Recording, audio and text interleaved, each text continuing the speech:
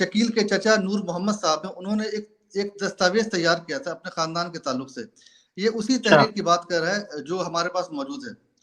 اس میں انہوں نے اگر اس کا مختصر اگر بتایا جائے، انشاءاللہ میں پی ڈی ایف میں شیئر کروں گا.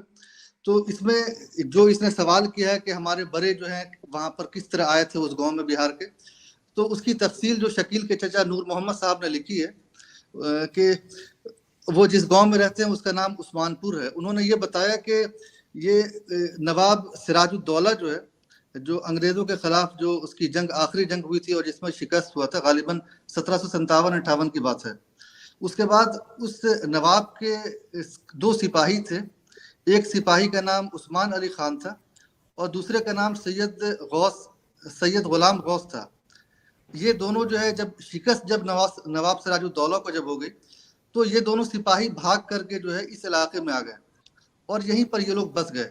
یہاں پر پہلے براہمن رہا کرتے تھے اور یہ جنگل کا علاقہ تھا عثمان پور جو ہے، اور دھیرے دھیرے وہ جنگل کو کاٹتے گئے اور وہیں پر جو ہے ان کا پورا خاندان بستا گیا.